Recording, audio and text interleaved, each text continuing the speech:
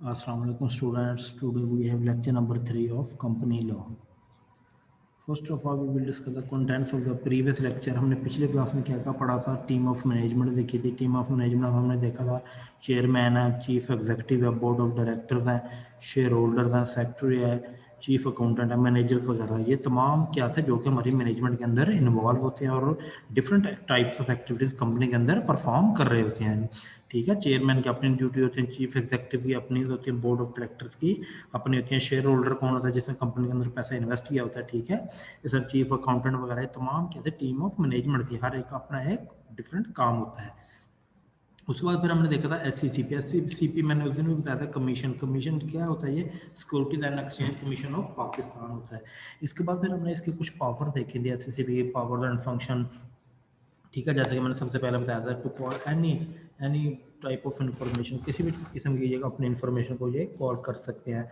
To allow alteration, इस memorandum of association के अंदर अगर ऑल्ट्रेशन करनी है तो वो भी किसके पास पावर होगी? एस के पास. कंपनी का नेम अगर अप्रोप्रिएट नहीं है, उसके अंदर कोई चेंजें वगैरह करनी है, उसकी पावर भी एस के पास ही. फिर उसको आपको प्रॉस्पेक्टस को कोई अप्रूवल वगैरह देनी थी. ठीक है, उसकी भी पावर किसके पास होती है? हमारे एस के पास होती हैं. To sanction issue of share, अगर शेयर को डिस्काउंट के ऊपर इशू करना है तो उसकी भी इजाज़त कौन दे रहा था? एस दे रहा था. ठीक है, किसी भी किस्म की कोई ग्रांट एक्सटेंशन करनी होती है इन होल्डिंग एजीएम के अंदर, कोई एजीएम हमने कंडक्ट करानी, उसकी डेट के अंदर कोई एक्सटेंशन करनी है तो वो भी पावर किसके पास है? एस के पास पावर्स होती हैं. कि फाइनेंशियल ईयर कम होल्डिंग कंपनी ने चेंज करना है, ये भी पावर किसके पास? हमारी एस के पास है. परमिट है कंपनी टू विद होल्ड और डेफर पेमेंट ऑफ डिविडेंड. है वो डिविडेंड की पेमेंट को कोई डेफर करना होता है तो उसकी भी पावर किसके पास होती है? एस के पास होती हैं.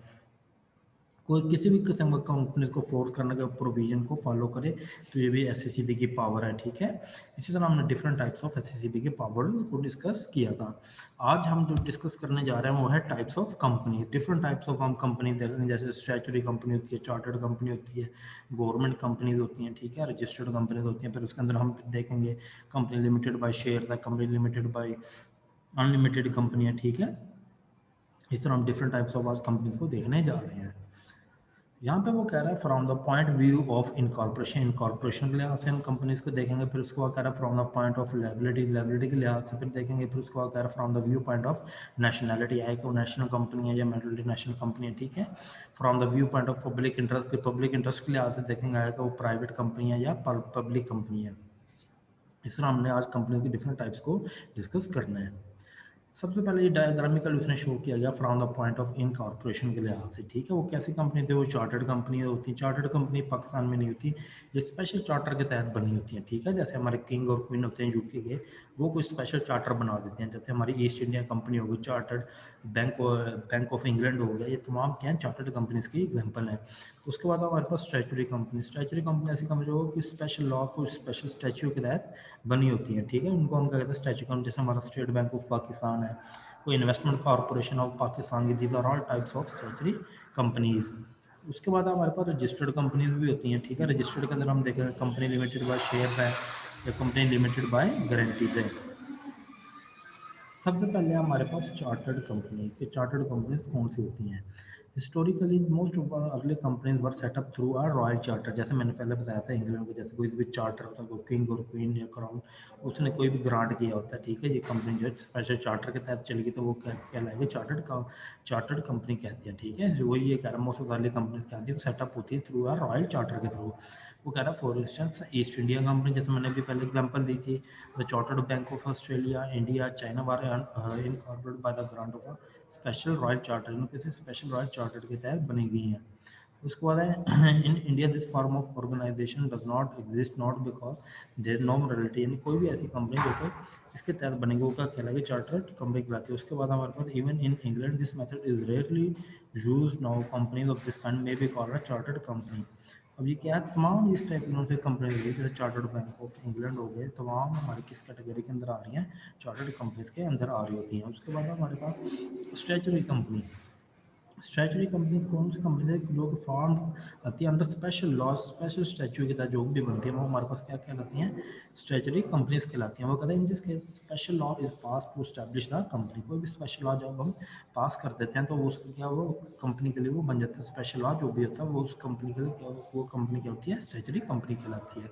This is done only special cases when it is necessary to regulate the working of this company for some specific purpose के लिए बनी होती है। जैसे हमारे, मैंने भी एग्जांपल स्टेट बैंक है हमारा, ठीक है, वो किस कैटेगरी के अंदर आ रहा होता है, स्टैचुरी कंपनी के अंदर होता है। स्मॉल बिजनेस फाइनेंस कॉर्पोरेशन होगी, इन्वेस्टमेंट कॉर्पोरेशन होगी, ये भी तमाम के तमाम हमारी स्टैचुरी कंपनीज के अंडर आ रही होती हैं, ठीक है। वो उसने एग्जाम्पल भी दिए हैं कुछ example, such company India industrial finance corporation, life insurance corporation, air India, state bank of Pakistan, ये तमाम क्या है, हमारी स्टैचुरी कंपनीज के अंडर आ रही होती हैं। उसके बाद हमारे पास रजिस्टर्ड कंपनी। रजिस्टर्ड कंपनी को क्या कहता है, वो कहता है the companies act 1956 lays down procedure by which a company can be brought into existence. वो कंपनी के एग्जिस्टेंस में कैसे आती है registered company. Any body who wants to incorporate a company can do so by taking necessary steps outline. वो कैसे वो incorporate होगी, कुछ नेसेसरी स्टेप्स लिए जाते हैं रजिस्टर्ड कंपनीज के, ठीक है। इसके अंदर हम देखेंगे कंपनी की लिमिटेड बाय शेयर का क्या है कि कंपनी के जो पर्सन एसेट ना वो प्रोटेक्टेड ना शेयर होल्डर के, ठीक है, सिर्फ उसके शेयर होल्डर के एसेट प्रोटेक्टेड होते हैं, उसकी लायबिलिटी लिमिटेड होती है अप टू शेयर तक। इसके अलावा हम कंपनी लिमिटेड बाय गारंटी भी इसी के अंदर देखेंगे, ठीक है। तो क्या by far largest number of companies with incorporated under company that this companies may be called registered company. ये कंपनीज क्या कहलाती हैं, रजिस्टर्ड कंपनीज कहलाती हैं। उसके बाद वो कह रहा है from the view point of liability, liability के लिहाज से कौन कौन सी कंपनी होती हैं, ठीक है। हमारे पास अनलिमिटेड कंपनी होती हैं, कंपनी लिमिटेड बाय गारंटी होती है, कंपनी लिमिटेड बाय शेयर होती है, ठीक है। जैसे मैंने अभी बताया था अनलिमिटेड कंपनी यूजली हमारे पाकिस्तान में नहीं पाई जाती। अनलिमिटेड कंपनी कौन सी होती है, जहाँ पे हमारे शेयर होल्डर्स की लायबिलिटी उसके पर्सनल एसेट्स भी लायबल होते हैं इन case of default of the company के, ठीक है। ये पाकिस्तान में यूजली नहीं पाई जाती। यहाँ पे वो कह रहा है अनलिमिटेड कंपनी। अनलिमिटेड कंपनी कौन सी कंपनी है, वो कहता है do not have any limit on the extent of liability of its member. यहाँ पे हमारे जो से मेंबर्स की लाइबिलिटी जो है उसकी कोई लिमिट नहीं होती है, यानी उसकी जो सी लाइबिलिटी है उसके पर्सनल एसेट्स भी लाइबल है और कंपनी डिफॉल्ट कर जाती है, ठीक है। इस टाइप की कंपनी हमारे पाकिस्तान में नहीं पाई जाती है। Liability of each member extend to whole amount of the companies debt and liabilities. उसकी लाइबिलिटी मेंबर्स की एक्सटेंड हुई थी कंपनीज के टोटल डेट, जितनी भी लाइबिलिटी ना उसकी पर्सनल प्रॉपर्टी भी मेंबर की लाइबल हो जाएगी इन केस ऑफ डिफॉल्ट। उसको कह रहा है however the members can not B sued upon the directly by the companies criteria. उसके ऊपर डायरेक्टली जो है मेंबर्स के ऊपर कैन नॉट बी सू, वो चाहे वो नहीं कर सकते directly by the company criteria, company criteria directly सू भी इसके अंदर नहीं कर सकते। उसके बाद कह रहे हैं कंपनीज लिमिटेड बाय गारंटी, ठीक है। अब यहाँ पर कंपनी लिमिटेड बाय गारंटी की आगे फर्दर दो हम क्लासिफिकेशन होती हैं, ठीक है। पहली है company limited by guarantee not having share capital, company limited by guarantee having share capital, ठीक है। अब यहाँ पर हम देखेंगे कंपनी के जो शेयर होल्डर है उनकी लायबिलिटी कहाँ तक लिमिटेड है, ठीक है, आया कि उनके जो पैसा इन्वेस्टर सिर्फ वहाँ तक उनकी लायबिलिटी लिमिटेड है और उनके पर्सनल एसेट्स आर प्रोटेक्टेड होते हैं, ठीक है। तो पर्सनल एसेट लायबल नहीं होते। और कंपनी जब भी इंसॉल्वेंट हो जाए तो उसकी इन्वेस्टमेंट शेयर होल्डर की है वही इसकी लॉस्ट हो रही होती है, ठीक है, हमारे कंपनी लिमिटेड बाय शेयर्स में। जबकि कंपनी लोन से होता है हमारा जिसके अंदर शेयर कैपिटल नहीं होता तो वहाँ पर उसकी लायबिलिटी शेयर तक नहीं होती बल्कि उसकी पर्सनल प्रॉपर्टी भी लायबल हो जाती है। यहाँ पर वो कह रहा है company limited by guarantee not having share capital, ठीक है। तो पहले हम देखेंगे कंपनी लिमिटेड बाय गारंटी है लेकिन उसका शेयर कैपिटल नहीं है। दूसरा हम देखेंगे कंपनी लिमिटेड बाय गारंटी है उसका शेयर कैपिटल है, ठीक है। सबसे पहले इसके अंदर memorandum limits the members liability. जो सा मेमोरेंडम है वो हमारे मेंबर्स की लायबिलिटी को क्या कर रहा है, वो लिमिट्स कर रहा होता है। मेमोरेंडम एसोसिएशन के अंदर हम देखेंगे कि नेम क्लॉज होती है इसके अंदर, ठीक है, लायबिलिटी क्लॉज आएगी, ठीक है, उसका ऑब्जेक्ट क्लॉज आएगी, तमाम क्लॉजें किसके अंदर आ रही होंगी, हमारे मेमोरेंडम ऑफ एसोसिएशन के अंदर आ रही होती हैं। और मेमोरेंडम क्या कर रहा होता है, मेंबर्स की लायबिलिटी को लिमिट्स कर रहा होता है कि उस जो शेयर होल्डर है उसकी लायबिलिटी आएगी किस हद तक लिमिट्स आएगा, उसकी लायबिलिटी सिर्फ शेयर तक है या उसकी लायबिलिटी अनलिमिटेड है या उसकी लायबिलिटी लिमिटेड बाय गारंटी है और कंपनी शेयर कैपिटल है या नहीं है। इसमें के बाद वो कह रहा है it is limited to the amount as may have been undertaken by memorandum of association. MOA mean memorandum of association को हम आगे भी जाकर डिस्कस करेंगे। इसके अंदर कंपनीज का नेम आ रहा होता है, कंपनी का नेम क्या होना चाहिए, उसका उसके ऑब्जेक्ट आ रहा था, उसका ऑब्जेक्टिव भी आना चाहिए, ठीक है। उसको उसकी लायबिलिटी क्लॉज आ रही होती है, फिर उसकी सब्सक्रिप्शन क्लॉज आ रही है कि कंपनी की लायबिलिटी उनकी लिमिटेड है या अनलिमिटेड है। तो यहाँ पर वो ये कह रहा है, it is limited to the amount as may have been undertaken by memorandum of association to contribute in case of winding up. जब भी कंपनी जो से अगर वाइंडिंग अप हो जाती है उसकी लायबिलिटी लिमिटेड हो जाती है, ठीक है, किस हद तक है जो कि उसका मेमोरेंडम ऑफ एसोसिएशन बता रहा होता है। तो ये था कंपनी लिमिटेड बाय गारंटी है, लेकिन उसका शेयर कैपिटल नहीं है, ठीक है। उसके बाद हमारे पास company limited by guarantee having share capital, उसको दूसरी कौन सी company, company limited by guarantee, लेकिन इसके अंदर कंपनी का है शेयर कैपिटल। अब यहाँ पे भी उसका मेमोरेंडम लिमिट्स कर रहा है मेंबर्स की लायबिलिटी को, उसकी जो लायबिलिटी है वो किस हद तक महदूद है, सिर्फ शेयर कैपिटल। देखो आगे वो ये कह रहा है, more over liability would also extend to the unpaid value of the shares held by the member। जो कि उसका है उसकी लायबिलिटी कहाँ तक लिमिटेड होगी, जो कि उसने अनपेड वैल्यू होगी, उन्होंने शेयर की कोई पेमेंट वगैरह नहीं की हुई, उसकी लायबिलिटी वहाँ तक क्या होगी, लिमिटेड होगी। अब वहाँ पर वो उसका क्या था, जहाँ पे उसके लायबिलिटी लिमिटेड है, जो कि उसका मेमोरेंडम ऑफ एसोसिएशन बता दो अगर कंपनी वाइंडिंग अप हो जाती है, ठीक है। लेकिन वहाँ पर क्या उसकी लायबिलिटी सिर्फ शेयर कैपिटल की अनपेड वैल्यू तक होती है, वो उसके उस वैल्यू तक वो लिमिटेड है। उसके बाद हमारे पास लिमिटेड कंपनी। लिमिटेड कंपनी क्या होती है, the liability of the members of the company is limited to the amount remaining unpaid on the shares, ठीक है। उसकी लायबिलिटी लिमिटेड है किस तक, जहाँ तक उसके शेयर की वैल्यू अनपेड है, बाकी अमाउंट रिमेनिंग रहती है, ठीक है। यानी कि उसकी लायबिलिटी लिमिटेड कहाँ तक है, उसके शेयर्स की वैल्यू तक। सपोज शेयर होल्डर ने शेयर ले लिए लेकिन उसके अंदर अभी सब्सक्राइब नहीं किया था, तो उसकी लायबिलिटी कहाँ तक होगी, उसकी अनपेड अमाउंट तक होगी। उसका वो कह रहा है, hence holder of the fully paid up shares can not be called upon for further contribution, उनको फर्दर कंट्रीब्यूशन के लिए नहीं वो कॉल कर सकते जो हमारे शेयर होल्डर होते हैं। उसका कह रहा था, liability of the members holding partly paid up share exist even if the company is proceed of winding up, उसकी जो सी लायबिलिटी है वो लिमिटेड है, के साथ साथ जो से उसमें शेयर्स की वैल्यू पे की हुई है, उसके ऊपर उसकी 1 रुपये की उसकी लायबिलिटी नहीं होगी। और ये कब होगा, जब कंपनी वाइंडिंग अप की तरफ जा रही होती है।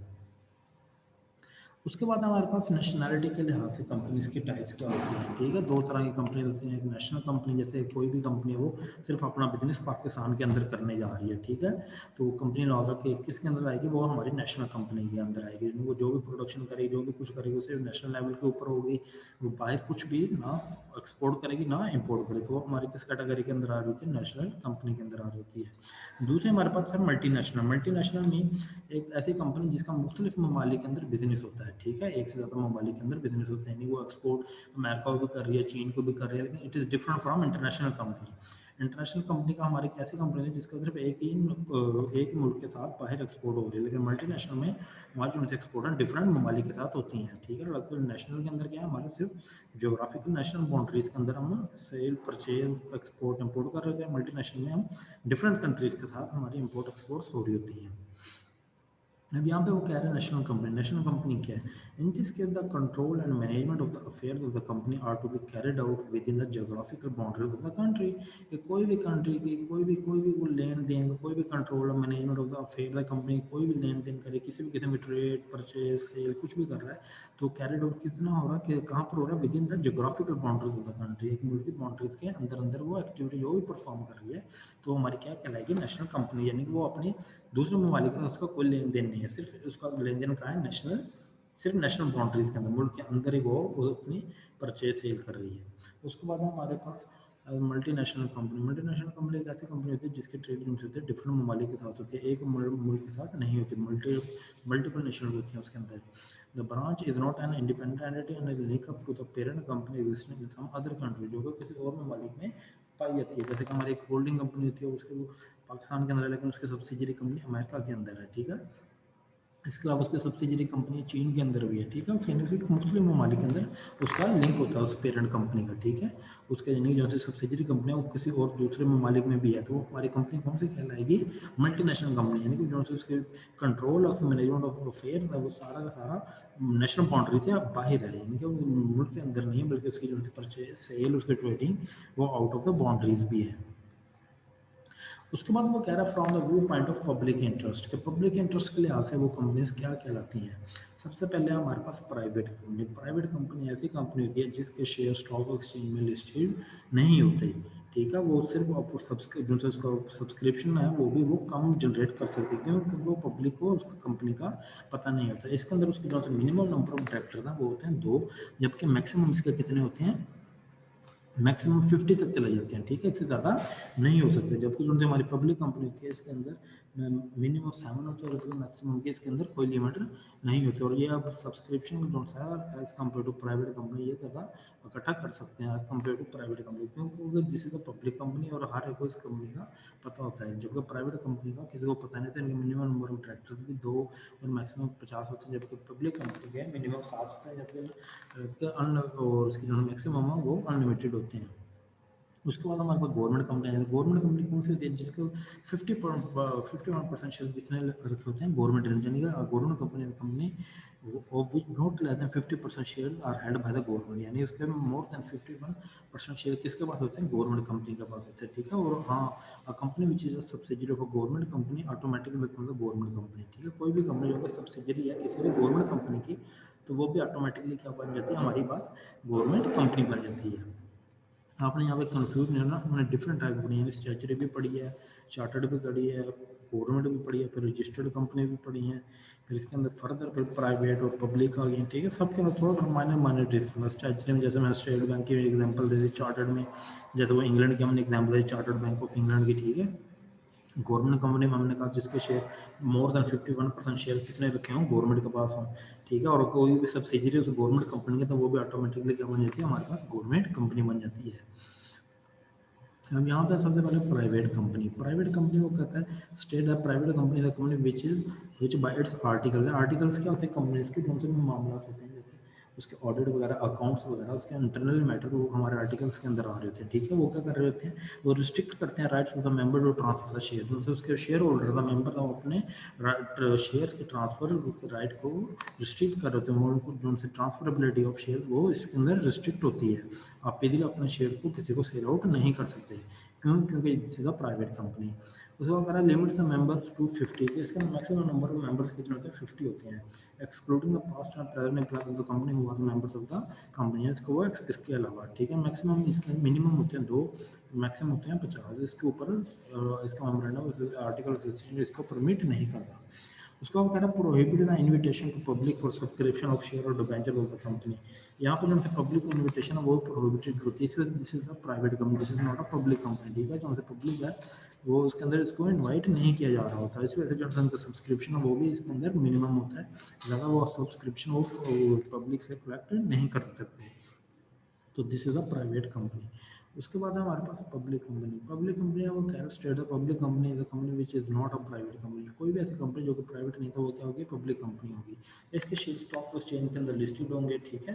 पब्लिक कंपनी के, और इसका जो है डोनर इसके अंदर शेयर के ट्रांसफरेबिलिटी के ऊपर कोई रिस्ट्रिक्शन नहीं, तो आप इजीली अपने शेयर को ट्रांसफर कर सकते हैं, अपने राइट्स को। वो ये कह रहा है do not restrict the rights of the members to transfer the share.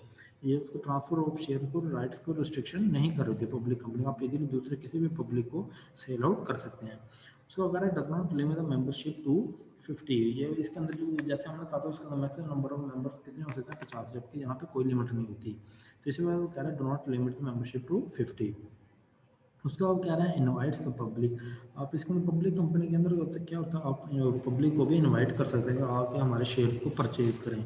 ठीक है। और इजीली आप इसके अंदर सेल आउट भी कर सकते हैं। ठीक है। इजीली इसके अंदर सेल भी होते हैं और परचेज भी होते हैं। इसके अंदर पब्लिक को इन्वाइट कर सकते हैं। और जहाँ पर सब्सक्रिप्शन होता है वो as compare to private company ज़्यादा हो रहा होता है। ठीक है। इसी वजह से कहते हैं invite the public for subscription of share और डिबेंचर। जब कभी हमने जो प्राइवेट कंपनी में देखा वो कह रहा था prohibit the invitation to public, यानी यहाँ पे पब्लिक को इन्वाइट नहीं किया जा सकता फॉर सब्सक्रिप्शन ऑफ शेयर, जबकि यहाँ पर पब्लिक को इन्वाइट कर रहे थे सब्सक्रिप्शन ऑफ शेयर और डिबेंचर ऑफ द कंपनी, यानी यहाँ पर हम इजीली फंड अपना इकट्ठा कर सकते हैं। उसके बाद में क्या है, दिस इज गवर्नमेंट कंपनी का कहना है it is a company in which 51% होगा paid up share capital is held either by the central government और बाय द स्टेट गवर्नमेंट। जैसे मैंने पहले बताया था कि इसके जो गवर्नमेंट कंपनी थी उसमें क्या होता है 51% शेयर कितने रखे होते हैं, गवर्नमेंट के पास होते हैं। उसको 51% शेयर गवर्नमेंट के पास होंगे, यानी कि उसका ज़्यादा कंट्रोल किसने किया होगा, गवर्नमेंट ने किया होगा। और कोई भी सब्सिडरी जो कि उस गवर्नमेंट कंपनी के अंदर अंडर आ रही होगी, ठीक है, वो ऑटोमेटिकली गवर्नमेंट कंपनी बन जाएगी। ठीक है। कोई भी सब्सिडरी जो कि उस गवर्नमेंट कंपनी के तहत काम कर रही होगी वो ऑटोमेटिकली क्या बन जाएगी, वो भी हमारी गवर्नमेंट कंपनी बन जाएगी। ठीक है। उसके बाद वो कह रहा है it is international company than 1950 and it will mean a company registered and corporate company than 1956। नहीं, कोई भी जो कंपनी दैन 1956 के तहत आ रही है वो भी क्या है, गवर्नमेंट कंपनी है। तो एंड पे मैं आपको फिर समरी बता दूँ, हमने डिफरेंट टाइप्स पढ़ी थी, ठीक है। स्टैचुरी कंपनी होगी, स्टैचुरी कंपनी का जो स्पेशल स्टैचू के तहत बन रही होती है, जैसे हमारा स्टेट बैंक ऑफ पाकिस्तान है, कोई स्मॉल बिजनेस फाइनेंस कॉर्पोरेशन है, ठीक है।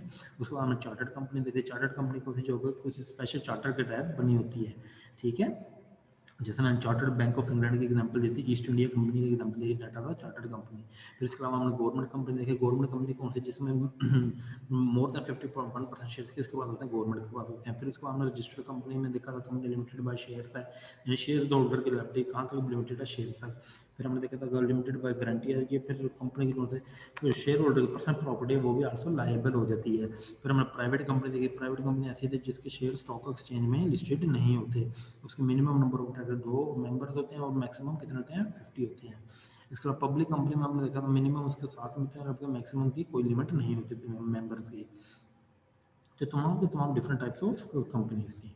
Okay, thank you.